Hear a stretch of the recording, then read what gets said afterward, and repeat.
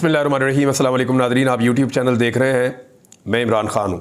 पाकिस्तान तहरीक इंसाफ का जलसा बिलाखिर मनसूख हो गया और जो दावा पाकिस्तान तहरीक इंसाफ की क़यादत की जानिब से किया गया था कि हर हाल में जलसा करेंगे, चाहे NOC मौजूद हो चाहे NOC मौजूद ना हो, हुकूमत जितना मर्जी रोकने की कोशिश करे, हम पहुँचेंगे।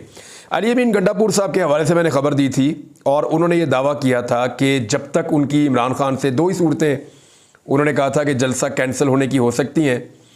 एक ये कि या तो इमरान खान साहब की टेलीफोन पे बात करवाई जाए मेरे साथ, या दूसरी सूरत अली अमीन गंडापुर साहब ने ये कहा था कि मुझे कोई वीडियो पैगाम इमरान खान साहब का दिखाया जाए जिसमें वो ये कहें कि जलसा मनसूख हो गया और जलसे के लिए तारीख तब्दील की जा रही है या जलसा कैंसिल कर दिया जाए। ये दो शराइत अली अमीन गंडापुर साहब ने रखी थी, लेकिन उसके बावजूद जो है वो जलसा मनसूख हो गया। और जलसे की मनसूखी कैसे हुई, पहले मैं आपको प्रोसीजर बता देता हूँ कि मनसूखी हुई कैसे, इसके नताइज क्या होंगे और अब क्या हो रहा है, ये सारा कुछ मैं आपके सामने रख देता हूँ। एक तो ये पहली मरतबा जलसा मनसूख नहीं हुआ। इससे पहले पाकिस्तान तहरीक इंसाफ एक जलसे के लिए स्टेज लगाकर बंदोबस्त करके पहले भी मनसूख कर चुकी है। बार बार इनका NOC जारी होता है फिर कैंसिल हो जाता है। बार बार ये अदालत के लिए इजाज़त के लिए अदालत से रुजू करते हैं, इनको इजाज़त मिलती नहीं है। तो ये सारी कोशिशें करने के बावजूद बिल आखिर इनके पास एक तारीख आती है 22 अगस्त की। लेकिन 21 अगस्त को जब इनकी तैयारियां मुकम्मल हो जाती हैं, कराची से, बलूचिस्तान से और दूर दराज के इलाकों से जब कारकुन निकल पड़ते हैं जलसे में शिरकत के लिए, तो उस वक्त दोबारा NOC मनसूख हो जाता है। खैबर पख्तूनख्वा से भी काफ़िले निकल पड़े थे क्योंकि पाकिस्तान तहरीक इंसाफ ने कहा था कि हर सूरत में हमने जलसागाह में पहुँचना है। पंजाब पूरा का पूरा जो है वो एक पुलिस स्टेट बना दिया गया था। मोटरवे के ऊपर जगह जगह कंटेनर्स पड़े हुए थे, जगह जगह रुकावटें डाली गई थी। यानी हुकूमत ने पूरा पाकिस्तान अमली तौर पे बंद कर दिया था। इस्लामाबाद भी पूरा बंद था, पंजाब भी पूरा बंद था, खैबर पख्तूनख्वा से आने वाले रास्ते भी बंद किए जा रहे थे। तो हुआ ये कि अमली तौर पर जो इस वक्त PDM की सरकार है, जाली फार्म 47 के ऊपर बनने वाली हुकूमत ने अमली तौर पे पूरे मुल्क का निज़ाम मुअत्तल कर दिया सिर्फ एक जलसे को रोकने के लिए। अब हो तो ये सकता था कि जलसा भी हो जाता और मुल्क का निज़ाम भी चलता रहता, क्योंकि जलसा तो एक स्पेसिफिक एरिया में होना था ना, एक छोटे इलाके में, और वहाँ के अलावा पूरा पाकिस्तान चल रहा होता। लेकिन हुकूमत ने मुनासिब समझा कि पूरा पाकिस्तान चाहे बंद हो जाए, तहरीक इंसाफ को जलसा नहीं करने देना। अब ये जलसा रुका कैसे, ये कोई अब मुअम्मा नहीं है। कुछ चीज़ें मैं आपके सामने रखूँगा, आपको आइडिया हो जाएगा।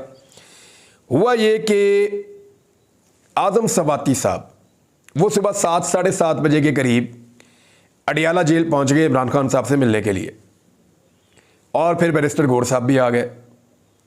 अब ये जेल के अंदर जाते हैं और 10:30-11 बजे के करीब बाहर आते हैं, और बाहर आने के बाद ये दोनों हजरात अनाउंस करते हैं कि जलसा मनसूख कर दिया गया है और इमरान खान साहब के ऑर्डर के ऊपर मनसूख किया गया है।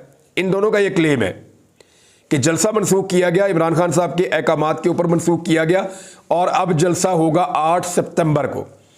और मनसूखी की वजह वो ये बताते हैं कि इमरान खान साहब खून रेजी नहीं चाह रहे, लॉ एंड ऑर्डर की सिचुएशन को वो चाह रहे हैं ख़राब ना हो, और वो आइन और कानून के मुताबिक जलसा करना चाहते हैं।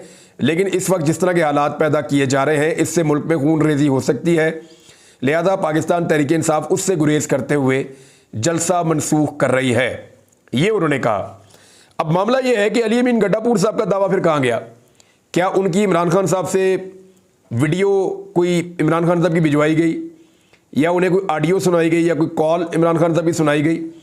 तो उसका जो सिंपल मुझे एक चीज़ समझ आती है वो ये है कि आज़म सवाती साहब जो हैं वो अब जब से अली अमीन गंडापुर साहब वज़ीर आला बने हैं, या खैबर पख्तूनख्वा में पाकिस्तान तहरीक इंसाफ की हुकूमत है, तो आज़म सवाती साहब का मस्कन जो है वो वज़ीर आला हाउस है, वो अली अमीन गंडापुर साहब के साथ ही होते हैं।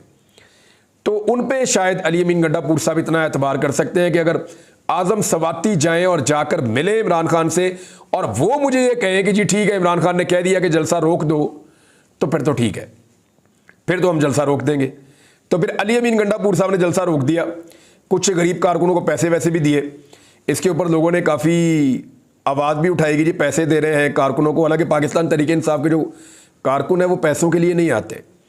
इस पॉलिटिकल पार्टी के अंदर ये खासियत है कि इसके कारकुन पैसे लेकर नहीं आते, बल्कि इसके कारकुन जो हैं वो अपनी मदद आपके तहत पहुंचते हैं। सिर्फ जलसा अनाउंस करती है क़यादत, कारकुन खुद ही पहुंचते हैं पूरे पाकिस्तान से, जहाँ जहाँ से उनके पास जितने वसाइल होते हैं वो लगाकर पहुंच जाते हैं। ज़्यादा से ज़्यादा जो क़यादत है वो बाद का ट्रांसपोर्ट और ऐसी चीज़ें खाना पीना फराहम कर देती है, तो कारकुनान ज़्यादातर अपना पैसा खुद खर्च करते हैं। लेकिन इस मामले में जो है वो अली अमीन गंडापुर साहब ने जो गरीब कारकुन है उनको कुछ पैसे भी 5-5 हज़ार रुपये गालिबन बांटा है। अब जो एतराज़ उठे ना वो बड़े वैलिड हैं। पहला एतराज़ ये है कि आज़म सवाती साहब वो शख्सियत हैं जिनकी एस्टेब्लिशमेंट के साथ एक अजीबोगरीब किस्म की रिफ्ट है। यानी ये एस्टेब्लिशमेंट को बिल्कुल ही काबिल कबूल नहीं है। यानी जैसे मैं आपको ये कहूँ कि उसका नेक्स्ट लेवल तो मुराद सईद हो गए ना, यानी मुराद सईद की ये सिचुएशन है कि वो आज भी सामने नहीं आ सकते। इमरान खान साहब ने खुद मना किया है कि मुराद सईद की बदस्तूर जान को ख़तरा है, रियासत उन्हें किसी और तरह देख रही है। तो आज़म सवाती उन लोगों में से हैं जिनकी पाकिस्तान की एस्टेब्लिशमेंट के साथ सख्त तरीन मुखालफत है। और आज़म सवाती साहब अभी तक इमरान खान से मुलाकातें इसलिए कर भी नहीं पा रहे थे, लेकिन अचानक सुबह 7 बजे उनका निकल जाना, उससे पहले निकले होंगे, और उनका पहुंच जाना अडियाला जेल, और फिर उनकी इमरान खान साहब से मुलाकात भी उनके बकौल हो जाना, और इमरान खान साहब से बात करके बाहर आके उनका जलसा कैंसिल करने का कह देना। ये सारी चीज़ें इतनी सिंपल लगती नहीं है। यानी इसका मतलब ये है कि आज़म सवाती साहब की मुलाकात एस्टेब्लिशमेंट की मर्जी से हुई है इमरान खान साहब से।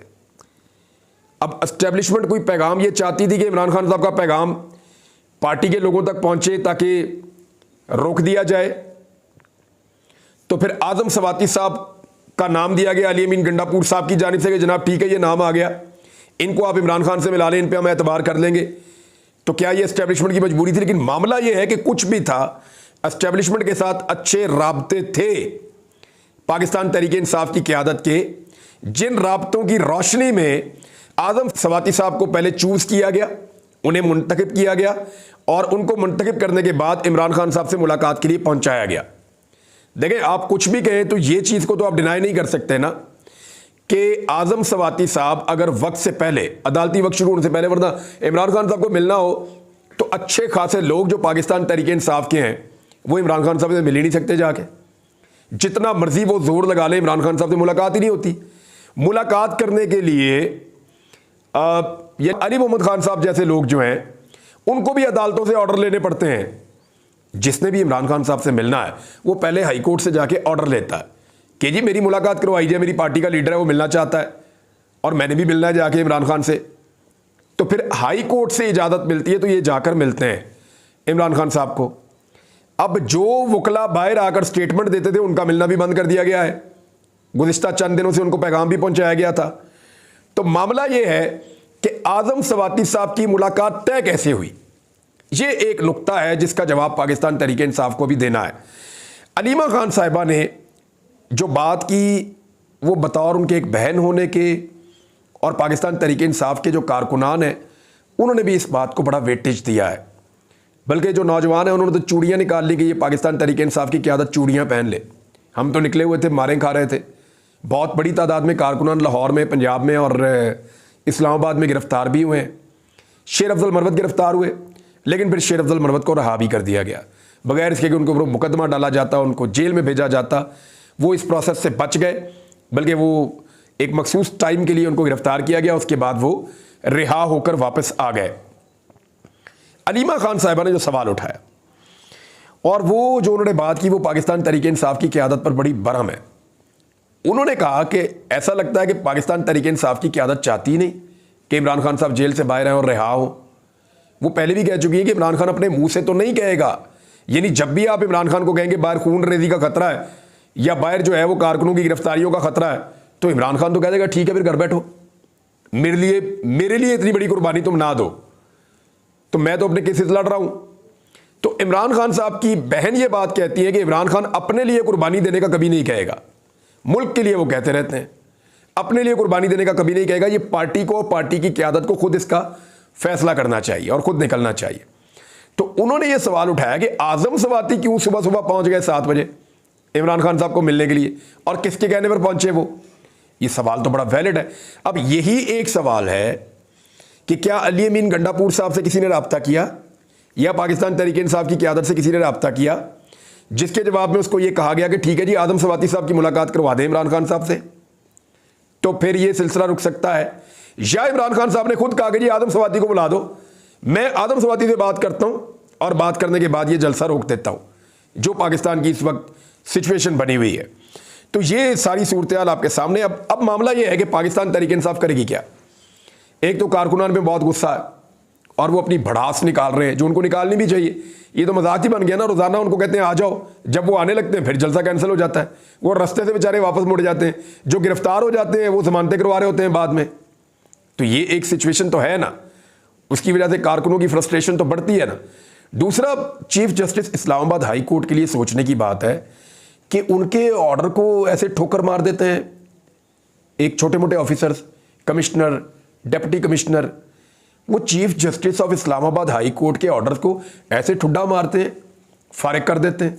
चीफ जस्टिस के ऑर्डर के ऊपर एनओसी जारी होता है, वो जब दिल करता है एनओसी कैंसिल कर देते हैं। तो ये आमिर फारूक साहब के लिए और अदलिया के लिए भी बड़ी तौहीन की और बड़ी बेइज्जती की बात है, अगर इसको बेइज्जती समझा जाए। लेकिन अदलिया की तौहीन ये नहीं होती कि उनके फैसले के ऊपर नुक्ताचीनी हो जाए, ये नहीं होती कि उनके कंडक्ट के ऊपर बात हो जाए, ये नहीं होती कि वो जो फैसले करें उनके ऊपर आप कोई बात करें या उनकी जो चीज़ें वो कर रहे हैं उनके ऊपर आप बात करें, ये नहीं होती। अदलिया की बदतरीन तौहीन वो होती है कि अदलिया के फैसलों का एहतराम ही ना किया जाए, यानी जो अदलिया फैसले दे रही है उनके ऊपर अमल दरामद ना किया जाए, ये अदलिया की सबसे बड़ी तौहीन होती है। तो chief justice Islamabad high court के बार बार अहकामात की तौहीन हो रही है और ब्यूरोक्रेट्स कर रहे हैं इंजॉय करते हुए। मुझे लगता है इस तरह की कार्रवाइयों के बाद ब्यूरोक्रेट्स को जो है वो 23 मार्च को इन्हीं ब्यूरोक्रेट्स को सदारती अवार्ड भी मिलेंगे और ऐसा लगता है कि मिल ही जाएंगे। लेकिन अब ये देखते हैं कि इससे फ़र्क क्या पड़ा।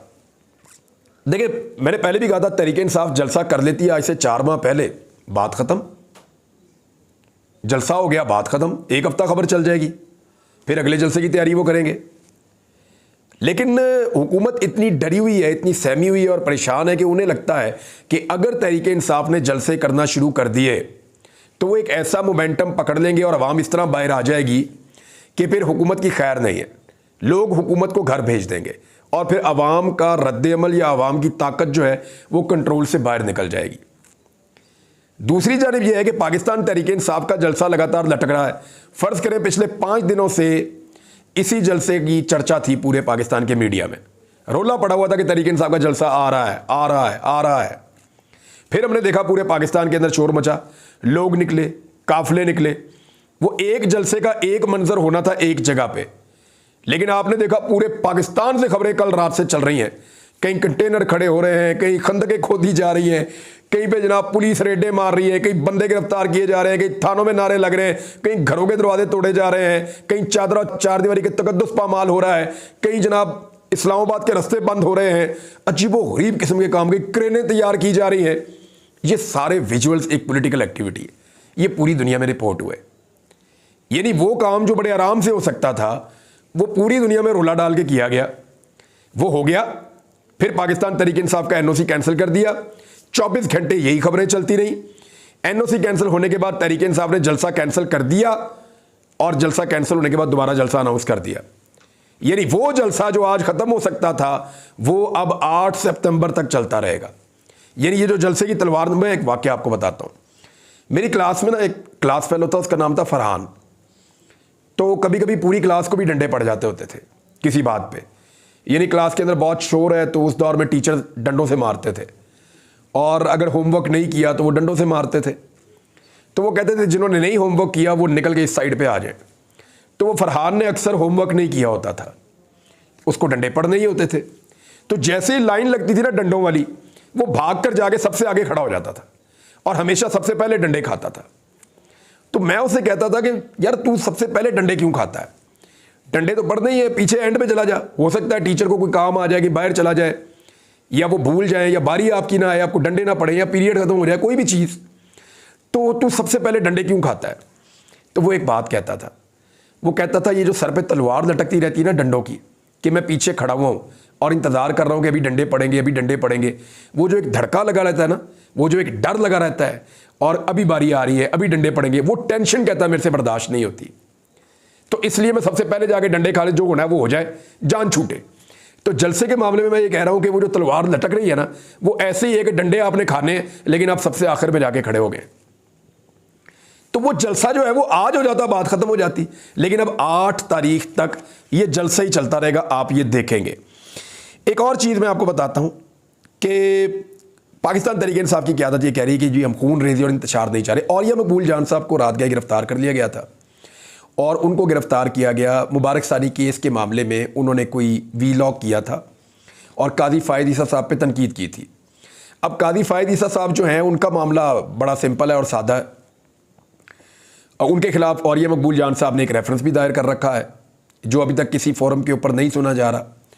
तो औरिया मकबूल जान साहब को गिरफ्तार कर लिया गया, FIA की जानिब से उनको अदालत में पेश किया गया और उनके वकला ने भी दलाइल दिए और औरिया मकबूल जान साहब ने खुद बड़े तगड़े और बड़े ज़बरदस्त दलाइल दिए। वहाँ पे मौजूद लोगों का कहना था कि औरिया साहब शायद आज बाइज्जत बरी हो जाएंगे, लेकिन हुआ ये कि जज साहब ने उनका 4 दिन का रिमांड दे दिया और उस रिमांड को अब वकला ये कह रहे हैं कि फौरी तौर पे चैलेंज किया जाएगा हाई कोर्ट में, क्योंकि 4 दिन का रिमांड हो या 2 दिन का रिमांड हो, जिस चीज़ से आपका कानूनी इख्तलाफ है आप उसको जाके चैलेंज करें। तो इस रिमांड को अगर चैलेंज किया जाता है लाहौर हाई कोर्ट में तो सिचुएशन कुछ और होगी। लेकिन औरिया साहब के बारे में लोग बता रहे हैं कि उन्होंने बड़ा ज़बरदस्त दलाइल दिए। उन्होंने कहा जी मैं मुल्क छोड़ के नहीं जाऊँगा, मेरे बच्चे इस मुल्क से बाहर काम करते हैं, उन्होंने मुझे बहुत दफ़ा बुलाया, लेकिन मैंने उन्हें कहा मैंने पाकिस्तान में जीना, पाकिस्तान में मरना, मैं ये मुल्क छोड़ के नहीं जाऊँगा। तो औरिया साहब जैसे लोग जो हैं उनके साथ ये सलूक हो रहा है। आप उनसे इख्तलाफ कर सकते हैं, इख्तलाफ राय होता है, मेरा भी उनसे हो सकता है, लेकिन इसका मतलब ये तो नहीं है कि बंदे उठा लो, गायब कर दो, बंदों को गिरफ्तार कर लो, बंदों के ऊपर पर्चे डाल दो। अब काजी फ़ायद ईसा साहब को लेकर क्या ये रियासत इतनी हसास हो गई है? दूसरी जानिब काजी साहब जो है वो उलमा इकराम के सामने आज जो मुझे रिपोर्टर्स ने बताया, मैं अगर उन अल्फाज में आपको बताऊं तो मेरे पे तौहीन अदालत लग जाएगी। उन्होंने कहा जी काजी साहब की आवाज़ भी कांप रही थी, उनके हाथ भी कांप रहे थे। उन्होंने कहा जी कि हमें काजी साहब की आवाज़ आज पहली मरतबा सुनाई नहीं दे रही थी, हम स्पीकर्स के साथ कान लगा लगा कर बैठ रहे थे कि हमें समझ आए कि काजी साहब कहना क्या चाह रहे हैं।